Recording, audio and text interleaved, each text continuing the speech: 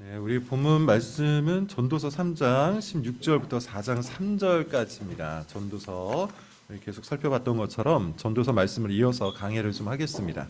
전도서 3장 16절부터 4장 3절 찾으셔서 저랑 교독을 좀 해보도록 하겠습니다. 또 내가 해 아래에서 보건대 재판하는 곳 거기에도 악이 있고 정의를 행하는 곳 거기에도 악이 있도다.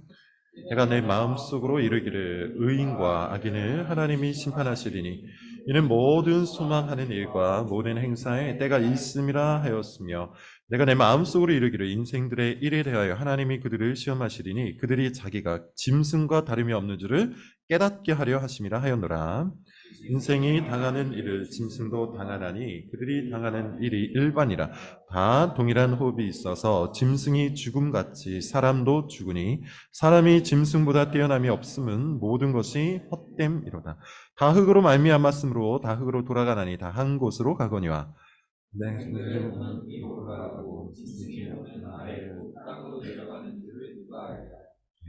내가 다시 해 아래 생각하는 모든 학대를 살펴보았다. 보라, 학대받는 자들의 눈물이로다. 그들에게 위로자가 없도다. 그들을 학대하는 자들의 손에는 권세가 있으나 그들에게는 위로자가 없도다. 그러므로 나는 아직 살아있는 자들과 죽은 지 오랜 죽은 자들을 더 복되다 하였으며, 같이 읽겠습니다.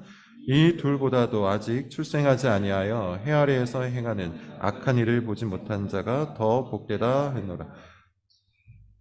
전도서 8번째 시간입니다. 제목은 이거예요. 당신은 위로자가 필요하다. 당신은 위로자가 필요하다.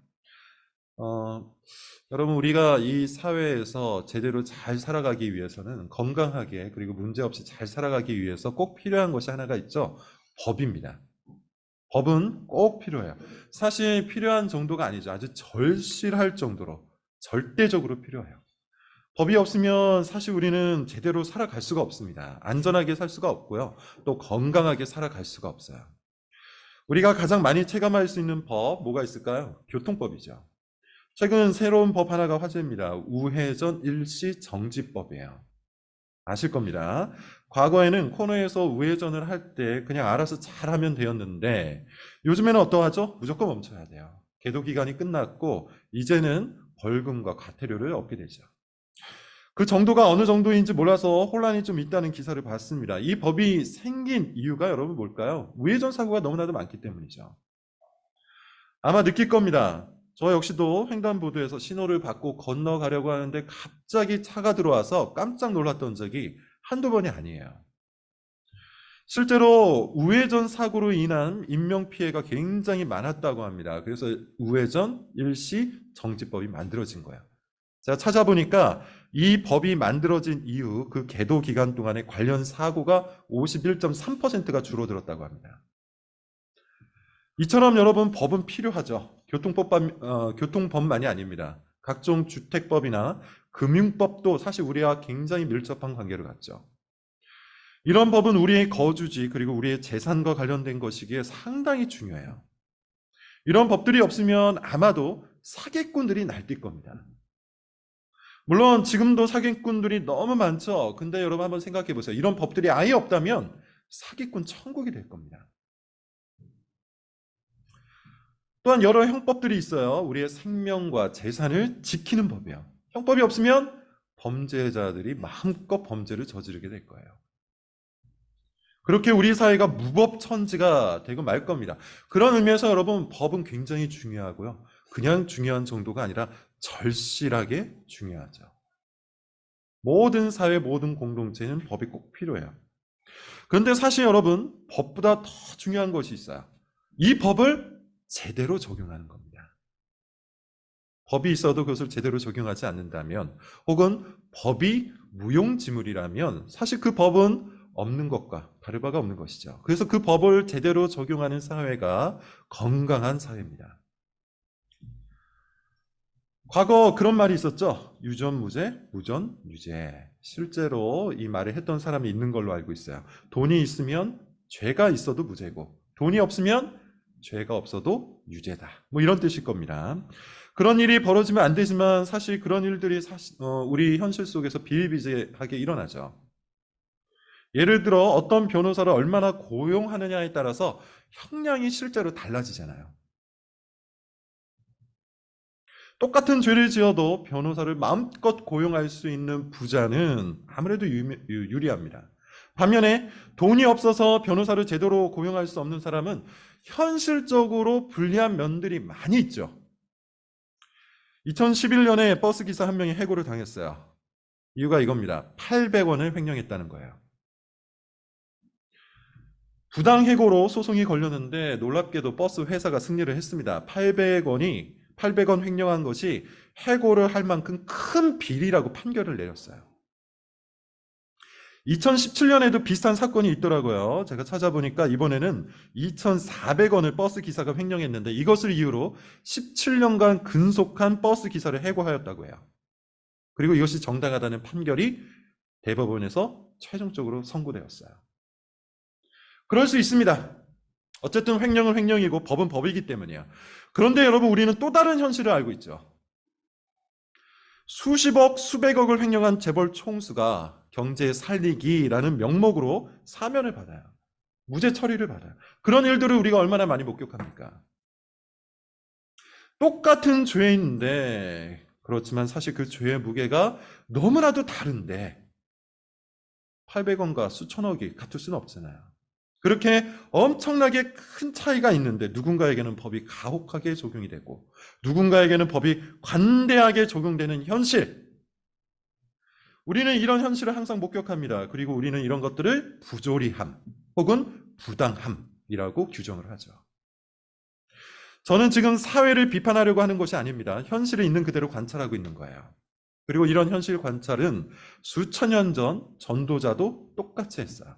자, 보십시오. 16절입니다. 전도자는 계속해서 현실을 관찰하고 있는데 이번에는 사회 정의와 관련된 현실이야. 16절 같이 한번 읽어보겠습니다. 시작. 또 내가 해 아래서 보건대 재판하는 곳 거기에도 악이 있고 정의를 행하는 곳 거기에도 전도자가 이번에 관찰하는 곳은 어디죠? 재판하는 곳이에요. 재판장입니다. 법정이에요. 그런데 거기에 악이 있다고 하죠. 정의를 행하는 곳은 어딜까요? 요즘 말로 이야기하면 경찰서 같은 곳일 겁니다. 정의 실현을 하는 곳. 공권력을 행사해서 정의를 실현하는 곳. 그런데 거기에도 뭐가 있다고 합니까? 악이 있답니다. 수천 년 전 이야기인데 오늘날과 매우 유사하죠. 그만큼 사람들의 본성과 사회적 속성이 매우 유사하다는 것을 우리는 관찰할 수 있어요. 사실 이 두 곳은 여러분 그 어느 것보다도 정의로워야 돼요. 이곳의 정의가 무너지면 사실 사회적 정의가 무너지는 거예요. 그런데 전도자는 그곳의 정의가 무너져 있는 현실을 관찰을 하고 있습니다. 마치 오늘날과 다를 바가 없는 거죠. 사실 여러분 이런 현실이야말로 우리 신앙인들을 가장 괴롭히는 큰 원인 중 하나죠. 지지난주에 이런 설교를 했어요. 제목이 이것이었습니다. 받아들이는 신앙. 받아들이는 신앙. 모든 것에는 때가 있다. 하나님께서는 모든 것들을 때에 따라 아름답게 행하신다. 그러므로 우리는 때를 기다리고 참고 인내하며 지금을, 오늘을 받아들일 필요가 있다. 이것이 하나님을 믿는 참 신앙이다. 지지난주에 했던 설교의 핵심이에요. 이것은 자포자기 인생을 권하는 말씀이 아니라고 했어요. 오히려 아주 치열한 믿음의 싸움인데 하나님의 주권을 믿을 것이냐 아니면 나의 정의를 믿을 것이냐 이 두 가지의 싸움이라고 했습니다. 자, 그런데 여러분 이 받아들이는 신앙, 오늘을 수용하는 이 신앙을 가장 크게 무너뜨리는 것이 뭘까요? 방금 우리가 읽은 것처럼 인생의 부조리와 악의 실존이죠. 부당한 일들이 너무 많은 거예요. 부조리한 일들이 너무나도 많이 있는 겁니다. 현실을 둘러보면 이런 일들이 너무나도 비일비재한 거예요. 유전무죄, 무전유죄가 실제 여기저기에서 계속 발생하는 겁니다. 가장 정의로워야 할 법정에서, 가장 공의로워야 할 경찰서에서 이런 일들이 벌어지는 거예요. 심지어 이 부조리하고 심지어 이 악한 일들이 내 삶 속에 찾아올 때 우리는 받아들이는 신앙을 거부하고 싶어지죠. 예전에 교회에 찾아와서 상담을 하고 간 자매가 한 명 있었습니다. 우리 교인은 아니고요. 저 지방에서 교회를 다니던 자매인데 어찌어찌 저랑 연결이 돼서 우리 교회에 오고 싶다고 하여 주중에 만나서 상담을 한 적이 있어요. 믿음이 굉장히 흔들리는 그런 상황이었습니다. 그리고 충분히 흔들릴 수 있을 만한 그런 상황이었어요. 이 자매가 가장 힘들어한 것은 자기 인생이 왜 이토록 부당하다는 것이죠. 내 인생은 왜 이 모양 이 꼴이냐. 이 자매는 태어날 때부터 깨진 가정에서 태어났습니다. 아버지가 어머니를 버리고 가버렸어요. 어머니가 아주 어렸을 때부터, 그 자매가 아주 어렸을 때부터 힘들게 일하면서 자매를 다 키웠는데, 그래서 이 자매가 이제 대학생이 되었는데 그만 어머니가 암에 걸리고 만 거예요. 그래서 이 자매는 대학도 때려치고 생활 전선에 끼어들었습니다. 병원비를 벌기 위한 것이었죠. 그런데 결국 어머니가 돌아가셨어요. 그리고 몇십 년 만에 아버지와 연락이 되었는데 아버지도 오늘 내일 하신다는 겁니다. 그러면서 하나님께서 자기에게 왜 이러는지 모르겠다며 한참을 울고 갔어요. 인생이 너무 고달픈 거예요. 삶이 너무나도 부당한 거예요. 아마 이 자매만큼은 아니더라도 여러분 나름대로도 어느 정도 이런 인생의 부조리, 어느 정도 이런 인생의 부당함을 경험하고 있을 겁니다. 모든 이들에게 주어지는 부당한 현실이 있다는 것이죠. 그러면서 이런 생각을 하는 분들도 분명히 있을 거예요. 왜 다른 사람들에게 쉽게 일어나는 그 일들이 나에게는 이토록 어렵게 느껴진단 말인가? 왜 다른 사람들이 가지고 있는 그 평범한 행복이 나에게는 주어지지 않는단 말인가? 어째서 나인가? 어째서 이런 인생의 부당함이 하필 나에게 주어지는가? 내가 이런 부당함과 부조리 속에 있는데 어떻게 받아들이는 신앙을 품을 수 있단 말인가? 이렇게 하나님을 향해서 손가락질을 하고 싶은 그런 교인들도 분명히 있을 겁니다. 인생에 문제가 생길 때마다, 그래서 인생이 고달플 때마다, 부당한 대우를 받고 부조리한 현실에 맞닥뜨릴 때마다 우리 마음속에서 일어나는 생각들이죠. 우리는 늘 이와 같은 고민에 시달려. 왜 나인가? 왜 나에게 이런 일이 일어나는가? 자, 이런 인생의 부조리함, 그리고 악이 지배하는 현실, 이거는 그 누구도 부정할 수 없는 우리가 살아가고 있는 이 사회의 현실이에요. 그렇다면 여러분, 이 현실 앞에서 하나님은 뭐라고 말씀하실까요? 이 주제는 사실 성경 전체를 통해서 탐구해야 할 만큼 아주 커다란 주제요, 심오한 주제입니다. 단순히 몇 가지만으로 여러분에게 다 답변을 드릴 수가 없어요. 그러나 전도자는 이 문제를 회피하지 않고 우리에게 두 가지 답을 하고 있어요. 먼저 이 두 가지 답을 우리가 한번 살펴보면 좋겠습니다. 17절부터 20절까지인데 우리 같이 한번 읽어보도록 하겠습니다. 17절부터 20절인데 17, 18절만 한번 읽어볼게요. 17, 18절 시작. 내가 내 마음속으로 이르기를 의인과 악인을 이는 모든 소망하는 일과 모든 행사에 때가 있음이라 하였으며 내가 내 마음속으로 이르기를 인생들의 일에 대하여 하나님이 그들을 시험하시리니 그들이 짐승과 다름이 없는 줄을 깨닫게 하려 하심이라 하였노라. 전도자는 두 가지로 답변을 하고 있습니다. 이 부조리한 현실, 그리고 이 악의 현존 속에서 우리는 도대체 어떠한 의미를 찾을 수 있을 것인가? 우리는 어떻게 하나님에 대해서 신뢰하며 그분의 답을 나의 답으로 받아들일 수 있을 것인가? 첫 번째는 이겁니다. 하나님께서 갚아주신다는 거예요. 17절, 의인과 악인을 하나님이 심판하실 것이다. 이는 모든 소망하는 일과 모든 행사의 때가 있습니다. 하나님은 반드시 갚으시는 분이에요. 이것이 하나님의 공입니다. 여러분, 우리는 이것을 믿어야 돼요. 하나님은 공의로우신 분이에요. 공의라는 말은 뭐냐 하면 악은 심판이 될 것이고 의인은 보상을 받을 것이라는 뜻이에요. 하나님은 공의로우신 분이기 때문에 반드시 악을 심판하십니다. 하나님은 공의로우신 분이기 때문에 반드시 의에 대해 보상을 해주십니다. 이것이 하나님의 공의예요. 그래서 하나님께서는 언젠가 불법한 자들을 형벌하실 거예요. 그리고 부당한 대우를 당한 자들의 눈물을 꼭 씻기실 겁니다. 요한계시록이라는 책이 바로 그것을 말해요. 요한계시록은 이 땅에서 부조리한 현실 속에서 믿음의 고난을 당한 사람들을 위한 책이에요. 단순한 예언서가 아닙니다. 이 땅에서 부조리한 현실, 부당한 대우를 받고 믿음의 고난을 당한 성도들을 위로하는 책.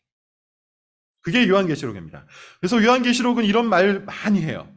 여기저기를 보면 이런 말들이 있는데, 예를 들어 이런 말입니다. 그날에는 모든 눈물을 그 눈에서 닦아주실 것이다. 그날에는 애통이 없을 것이다. 그날에는 아픈 것이 없을 것이다. 그날에는 슬픔이 사라질 것이다. 하나님은 우리의 고통과 우리의 고달픔과 우리가 당한 모든 부당함과 부조리함을 다 알고 계십니다. 그리고 그것을 기록하고 계세요. 그리고 언젠가 그 모든 것들을 우리에게 갚아주실 거예요. 이것이 성경의 약속이에요. 그렇게 하나님께서는 그 모든 것으로부터 우리를 위로해 주실 겁니다. 단, 전도자는 뭐라고 이야기하고 있죠? 때가 있대요. 여기서 전도자는 지난주에 했던 말씀과 연결을 합니다. 하나님은 모든 것을 때에 따라 아름답게 행하신다고 했죠. 심판하시고 보상하시는 이 일도 하나님께서는 때에 따라, 하나님의 시간표를 따라 행하실 거예요. 모든 소망하는 일과 행사에 때가 있습니다. 하나님께서는 우리의 소망을 들어주세요. 이 부조리한 현실로부터 벗어나고 싶은 우리의 소망, 악의 실존 앞에서 벗어나 샬롬을 누리고자 하는 우리의 욕망, 이 모든 것들을 하나님께서 반드시 들어주실 거예요. 그런데 언제 들어주십니까? 하나님의 시간표를 따라 들어주세요. 또 하나님은 반드시 악인을 심판하실 겁니다. 그러나 그것도 하나님의 시간표를 따르는 것이죠. 그렇게 전도자는 부조리한 현실과 악의 실존 앞에서도 다시 한번 받아들이는 신앙을 강조하고 있죠. 하나님의 주권을 따르라. 하나님의 시간표를 따르라. 그분을 믿으라. 그가 반드시 악을 징계하시고 그가 반드시 의를 높이실 것이다. 이것은 하나님을 향한 믿음, 특별히 하나님의 주권에 대한 믿음을 요구하는 본문이에요. 사실 여러분, 이게 말이 쉽지 실제 이런 환경에 놓이면 정말로 어려운 신앙이죠. 그래서 제가 앞서 그런 말씀을 드렸습니다. 받아들이는 신앙은 자포자기의 신앙이 아니요, 오히려 우리의 내면과 우리의 삶에서 매우 치열한 싸움을 일으키는 신앙이다. 앞서 자매의 경우라 여러분 한번 생각해 보십시오. 그 상황에서 하나님의 주권을 받아들이는 게 쉽습니까? 쉽겠습니까? 지금 여러분 인생을 고달프게 하는 것들도 한번 생각해 보십시오. 그 상황 속에서 하나님의 주권을 받아들이는 게 쉽던가요? 모든 사람들은 각자 나름의 짐을 지고 있고 그것은 하나님과 우리 사이를 가로막는 심각한 장애물이 되곤 하죠. 그래서 하나님께서는 우리에게 믿음을 요구하시는 겁니다. 비록 당장 우리가 원하는 것이 이루어지지는 않아도 반드시 그것이 이루어지리라 약속하신 하나님에 대한 믿음, 공의로우신 하나님의 말씀에 대한 그 믿음을 우리에게 요구하시는 거예요. 하나님은 부조리한 현실에 눈을 갖고 계신 분이 아닙니다. 하나님은 부당한 대우를 받고 있는 사람들을 향해서 외면하고 계신 분이 아닙니다. 그 모든 것을 목격하고 계시고 바라보고 계시고 기록하고 계시고 하나님의 시간표를 따라 악을 심판하시고 의를 높이시는 분이에요. 그러므로 믿음이 있는 자, 받아들이는 신앙을 가지고 있는 자는 무엇을 해야 되죠? 하나님의 때를 기다리는 것이죠. 하나님의 때를 믿고 하나님이 주신 위로를 받고 오늘을 소망과 인내로 견디는 것, 그것이 우리 신앙 인생이에요. 두 번째, 전도자는 이 부조리한 현실과 악의 실존이 우리의 거울이라고 말합니다. 이렇게 이야기해요. 인생들의 일에 대하여 하나님이 그들을 시험하시리니 그들이 자기가 짐승과 다름이 없는 줄을 뭐라고요? 깨닫게 하려 하심이라. 깨닫게 하려 하심이라. 악의 현실을 보면서 우리의 악을 발견하라는 뜻이에요.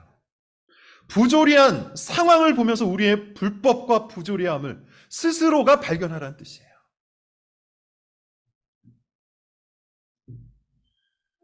여러분, 우리는 정말로 부당한 대우를 받지 않을 만큼 충분히 정당한 존재일까요?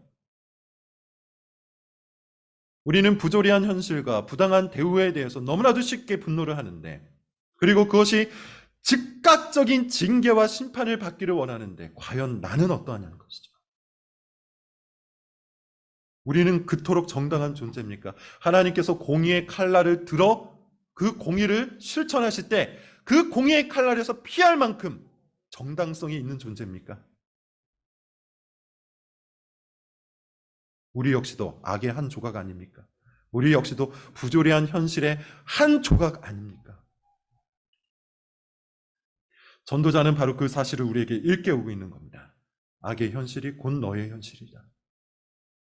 부조리하고 부당한 지금이 바로 너의 지금이다. 사실 여러분, 우리가 결코 부당한 대우를 받지 않는 만큼 충분히 정당한 존재라는 이 생각은 바로 타락한 사고입니다. 우리에게 정당성이 있다. 나에게 권리가 있다. 나는 항상 권리가 있으므로 하나님께서는 항상 나를 정당하게 대하셔야 한다. 내 삶에는 결코 부당함이 없어야 하고 부조리한 현실이 없어야 한다. 이것이 바로 죄인의 생각이에요.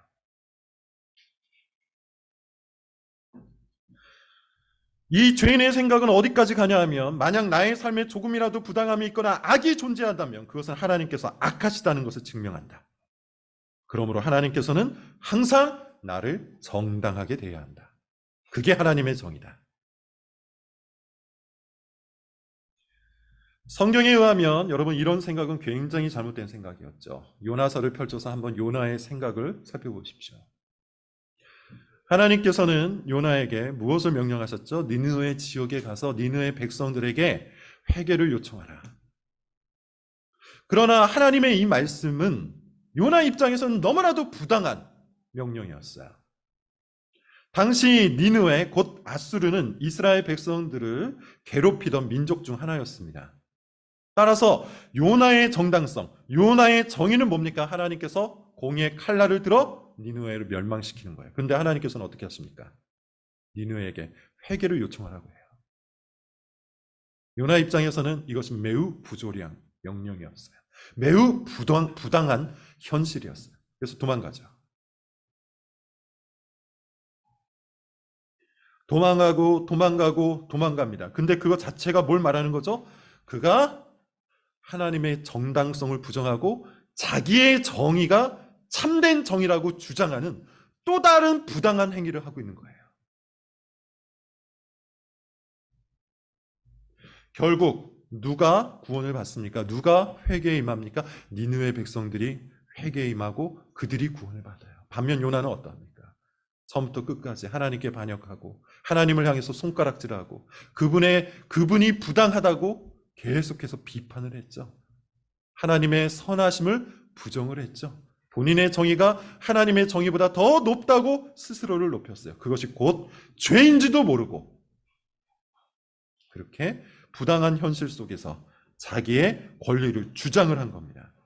타락한 우리의 본능은 그렇게 항상 우리에게 정당성이 있다고 착각하기 때문에 약간의 부당함에도 분노를 하죠. 약간의 부당함에도 억울해하고 약간의 부당함에도 하나님을 원망합니다. 광야 속 이스라엘 백성들을 보세요. 하나님은 그들을 포로에서 구원하셨고 가나안 땅으로 인도하셨고 필요한 모든 것들을 다 제공해 주셨잖아요. 그 모든 것이 처음부터 끝까지 하나님의 은혜와 사랑이었어요. 그런데 이스라엘은 어떻게 반응합니까? 그 약간의 불편함에 엄청나게 원망을 하죠. 그 약간의 부당함에 엄청나게 억울해합니다. 물이 없다고 분노를 합니다. 고기가 없다고 원망을 합니다. 그러면서 차라리 애굽에 있는 게 낫다. 그렇게 소리를 질러요. 하나님께서 은혜로 그들을 살리시고 먹이시고 인도하고 계시는데 그들은 이 모든 것이 자기들의 정당한 권리라고 주장을 하고 있는 겁니다. 그래서 조금이라도 자기네 필요가 채워지지 않을 때 그것이 부당한 것이라고, 부조리한 현실이라고 주장을 하고 있는 것이죠. 여러분, 기독교 신앙의 본질이 뭡니까? 하나님의 은혜예요. 나에게 조건이 없고 나에게 자격이 없고 나에게 권리가 없음에도 불구하고 하나님께서 나를 사랑하시고 구원하시고 인도하신다는 것, 그게 기독교 신앙의 본질이에요. 곧 기독교 신앙의 본질은 은혜 그 자체입니다. 그러므로 여러분, 우리는 우리의 권리를 주장할 수 없어요. 내가 권리가 있기 때문에 하나님께서 나를 선대하시는 게 아니에요. 나에게 정당성이 있기 때문에 하나님께서 나에게 은혜를 베푸시는 게 아니에요. 하나님께서는 자기 은혜로, 하나님의 권리로, 하나님의 정당성으로 우리에게 은혜와 자비와 사랑을 베풀고 계신 겁니다. 그러므로 여러분, 우리가 할 일은 우리의 모든 삶이 하나님의 소유라는 것을 인정하고 하나님의 권리대로, 하나님의 정당성대로 움직인다는 사실을 우리는 믿어야 하는 것이죠. 이것이 올바른 신앙생활이에요. 그래서 여러분, 우리는 이 부조리한 현실과 악의 현존 앞에서 우리의 모습을 발견할 수가 있는 겁니다. 우리가 그들과 크게 다르지 않음을, 우리가 그들과 매우 비슷함을 이 악의 현실 속에서 발견하는 거예요. 오히려 우리는 부당한 존재고, 오히려 우리는 부조리한 존재임에도 불구하고 하나님께서 은혜로 우리를 건져내어 주셨다는 사실 앞에 서게 만드는 것, 그것을 깨닫게 만드시는 것, 이것이 지금 부조리한 현실의 목적이라는 것이죠. 그러므로 여러분, 사실 우리에게 진정으로 필요한 것은 뭡니까? 정당성이 아닙니다. 우리에게 진정으로 필요한 것은 뭡니까? 법이 아닙니다. 우리에게 진정으로 필요한 것은 하나님의 은혜요, 위로자입니다. 자, 본문을 한번 보겠습니다. 본문 4장 1절부터 3절이죠. 같이 한번 읽어보겠습니다. 시작.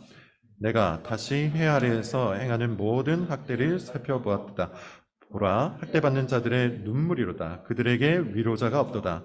그들을 학대하는 자들의 손에는 권세가 있으나 그들에게는 위로자가 없도다. 그러므로 나는 아직 살아있는 산자들보다 죽은 지 오랜 죽은 자들을 더 복되다 하였으며, 이 돌보다도 아직 출생하지 아니하여 해 아래에서 행하는 악한 일을 보지 못한 자가 더 복되다 하였노라. 뭐라고 이야기를 하고 있습니까? 학대받는 그 현실을 보며, 그들이 흘리는 눈물을 보며, 그들의 아픔을 보며 전도자는 누가 없다고 지금 호소하고 있습니까? 위로자가 없다. 위로자가 없다.